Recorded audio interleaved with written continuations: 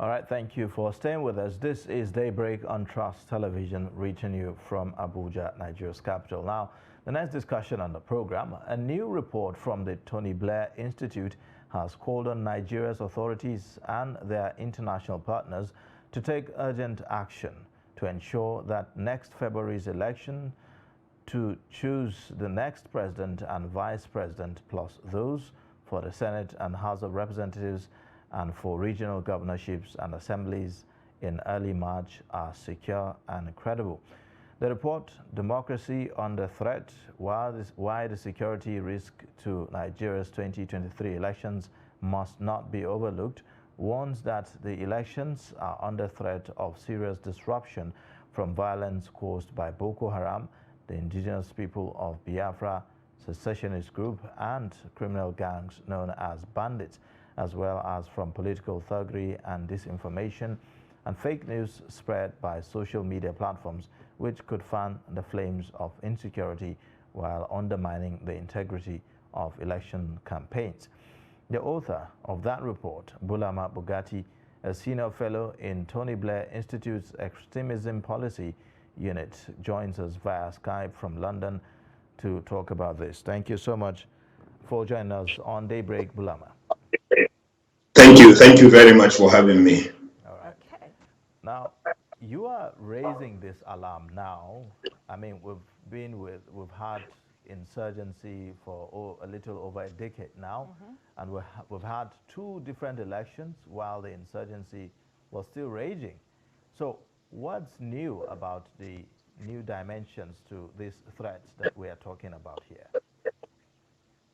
Yeah, I mean, thank you very much. As you noted on the top, the aim of this report is to ring the alarm bells so that authorities in Nigeria and our international partners may take actions to ensure that we have peaceful and credible elections in 2023.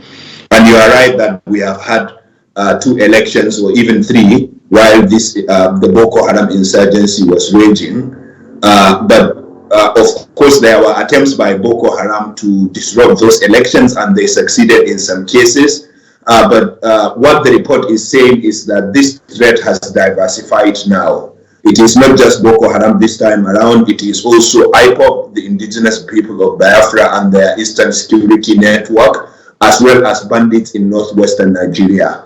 And each of these three groups have expanded their sphere of operation. They have gotten more sophisticated and more lethal since the last election, and each of them can disrupt the election in their different ways. For example, if we take Boko Haram has attempted to disrupt Nigeria's elections since 2007, as documented in the report. They have launched attacks on the eve of elections or in the days leading up to election, every single election. And if you might remember that in 2015, Boko Haram indeed succeeded in forcing Nigeria's election to be delayed by 6 weeks when they stepped up attacks, and the security forces at that time and the intelligence agencies came out publicly and said they could not guarantee the security of voters and election materials and election officials in the Northeast, and therefore the election had to be postponed by 6 weeks, something that shook faith in Nigeria's democracy. But they also attempted in 2019, even though they did not succeed as they did in 2015. And now we know that since the 2019 elections, all the three factions of Boko Haram have expanded out of the northeast to the northwest to the north central, and they are now launching attacks even in some southern Nigerian states. And so the Boko Haram threat has diversified. And let's not forget that one of the 5 pillars of Boko Haram is rejection of democracy and their commitment to destroy Nigeria's democracy. So as the report warns, Boko Haram is going to use every arsenal in their every weapon in their arsenal to ensure that they disrupt the 2023 elections. Now, aside from Boko Haram, the IPOB threat emerged since the last election. When we had the 2019 election, IPOB did not pick up arms. As you might remember, the group only picked up arms in December 2020 after the announcement of the establishment of the Eastern Security Network, their militia. Now, IPOB has demonstrated since this militia started that they are intent to disrupt our elections. We have documented 19 attacks on INEC offices in the southeast and parts of the south by suspected IPOB militia. But we have also we have seen more since the report. So there are now over 20 attacks on INEC offices in the southeast and the south. And these attacks have destroyed offices, they have destroyed vehicles, they have destroyed election materials and devices. And the INEC had warned that IPOB might undermine its capacity to organize the next general election. And then we have the threat from the bandits in the northwest and the north central, who may not attempt to disrupt our democracy as in deliberately, but whose activities might disrupt our democracy. I say this because they have been raising villages, they have been displacing people, and we now have over 1 million people displaced in the northwest and the north central. And these people registered in their own villages. And we know that by Nigeria's electoral law, you can only vote in your polling unit where you registered initially. These people registered before 2019. They have now been displaced from their villages and their towns. Now, there is a threat to disenfranchising them. Of course, INEC has taken a step. They have introduced what they call IDV voting centers, where internally displaced people voted in the 2019 elections and might vote in the coming elections. But then the problem with that system is that INEC's IDP voting centers are located in IDP camps, in internally displaced people's camps. Unfortunately, most of the internally displaced people in the northwest and the north central are not resident in any IDP camp. They are resident in communities, and therefore there is no camp. You cannot set up voting centers where there is no camp. And even if you allow them to go to voting centers in camps, we know that our electoral law forbids movement of people and goods on election day, and therefore they would not be able to travel. Assuming they have the money, they would not be able to travel from wherever they are to the INEC IDP voting centers. So this is how the three different groups might disrupt Nigeria's election. The final point I would make on these groups is that we know that each of them would try to abduct election officials or attack election officials. INEC, like I said, has been deliberate. IPOB, as I said, has been deliberately targeting INEC, and we know that they might try to target election officials and kill them. We know that bandits try to abduct anyone they can extort money from, and they might try to abduct election officials to extort ransom, and Boko Haram might target them as it targets vaccination workers and other people connected with the government. Okay, in your report, Democracy Under Threat, you made some recommendations, and not forgetting that earlier this year, there was a report released by Beacon Consultancy about over 6,000 people were killed earlier this year. Do you think that, in those recommendations, these are things that are feasible to curb the rates at which people are being killed and maybe look into the election with a lot of keenness? I mean, you are right. I mean, our report warns that time is short, but we believe critical steps can still be taken. For example, we know that the Nigerian security and intelligence forces have stepped up attacks efforts in the last few months to liberate communities that are under the control of terrorists and criminal gangs. And we know that that effort is succeeding in places like Abuja and environs, but rural Nigeria, including areas like Birningwari, rural areas of Zamfara, Katsina, are still under siege. And we know that attacks are still going on in the southeast and the northeast. That's IPOB and Boko Haram, respectively. But we think if enough security effort is made at least substantial parts of these areas can be liberated for the purpose of elections so that people might be able to vote. We know that, for example, in the Bunyungwari area, Boko Haram's faction called Ansaru has already outlawed election activities.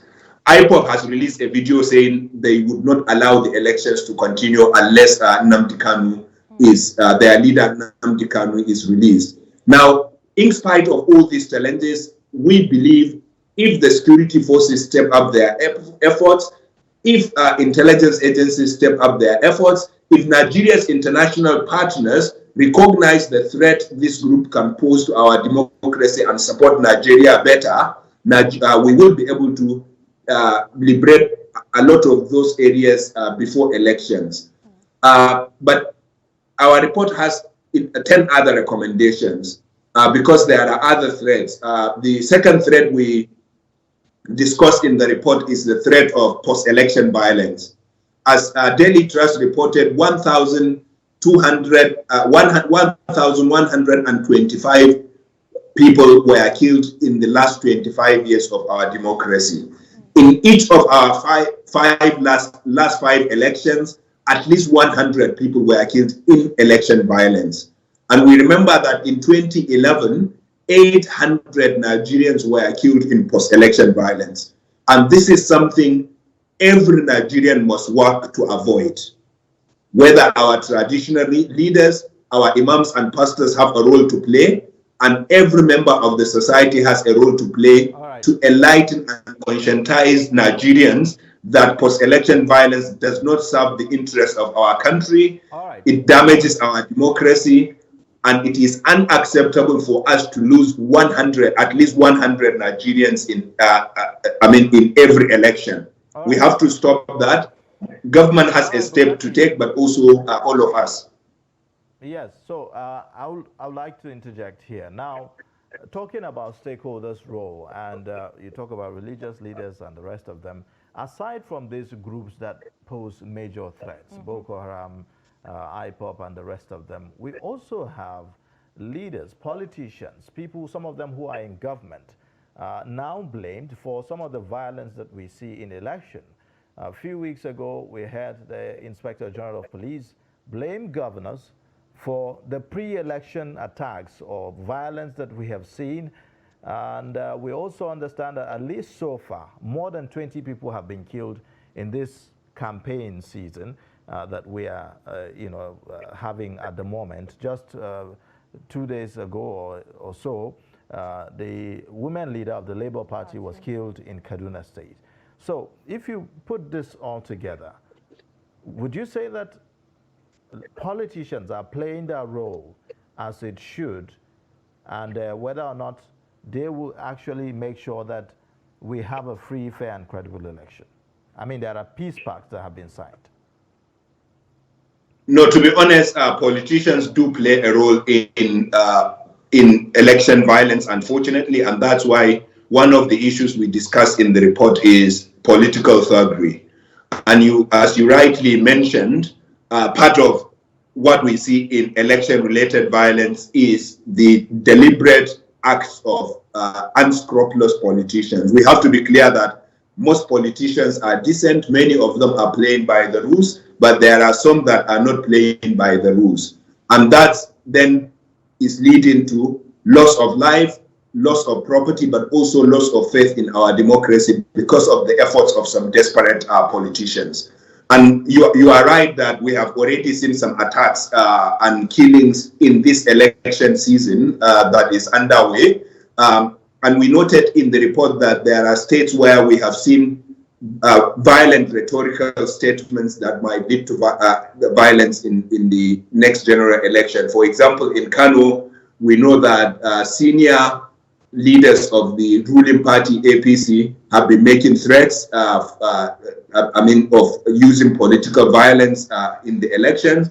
But we have also seen the NNPP, which is the main opposition party in Kano, responding and saying, we are going to pay you in the same currency. Now, this is not helping any of us, and the Inspector General of Police was right to highlight that. But I think the police needs to go further. What we need to see, as we noted in the report, is prosecution of offenders. Offenders who have killed people or who have made incited violence in this election season should be arrested, they should be investigated and prosecuted. Yeah, That is, but again, that's another issue there, prosecuting offenders. Um, you know, in the case of governors that the IGP has talked about, these are people with immunity. You know, there's a constitutional provision that immunes them from any kinds of prosecution while they're in office. And so if they are the ones, if some of them are behind some of the attacks that we have seen, then what's the hope here? What are we talking about? And, there's a whole lot of dimensions to this, but let you respond to this first of all. no, sure. I mean, you are raising a legitimate point. Governors do have immunity, but 2 points here. Number one, governors do not kill by themselves.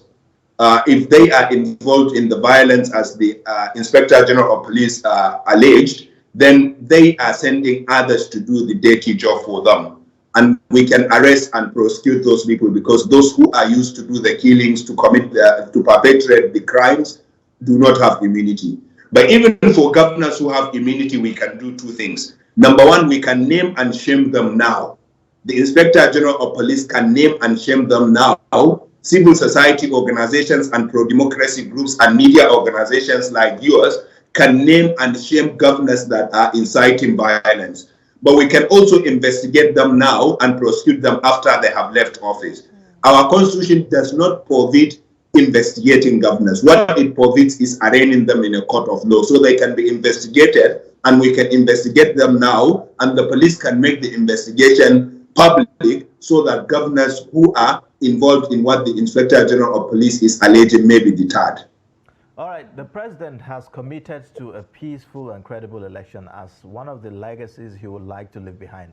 Several times he has reiterated that point. Do you see the president matching his words with action? I think if the president were to achieve this promise, then he has to implement some of the recommendations we have made, because we have clearly highlighted in the report that there are security threats to the elections. And the president has time to act. Time is short, but he can act now, and he can act decisively. Acting decisively means, for example, we already have the peace accord spearheaded by the National Peace Commission. The president can give his full backing, but what we call for in the report is to cascade that agreement to state level so that each state governor and each legislative candidate will sign that peace accord. But what you need to do is not to just sign agreements and go back home. What you need to do is to put in place a monitoring and enforcement mechanism that will be under the National Peace Commission, which will ensure that these agreements are respected in letters and in spirit.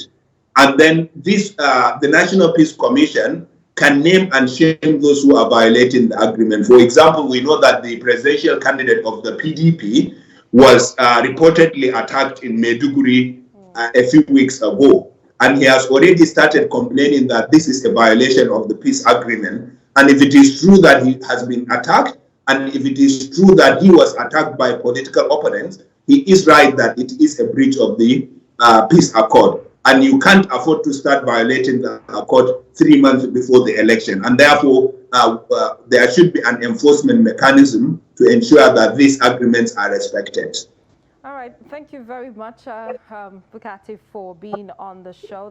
That was the author of the report, Bulaba Bukati, Senior Fellow in Tony Blair Institute of Extremism Policy Unit. And he joined us via Skype. Thank you once again for being on the show. Thank you. Thank you very much. All right.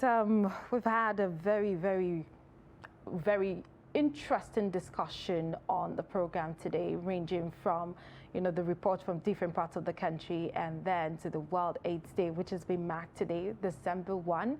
And then, of course, to this one, which concerns everyone. Of course, every of the report we talked about concerns citizens. It concerns the upcoming election in the year 2023, and also security, which is very, very important. I think we've had quite interesting and very controversial conversations there. Yes, it is. And that's our show for today. In case you have missed, you can always catch up across all our social media platforms and also on our YouTube channel.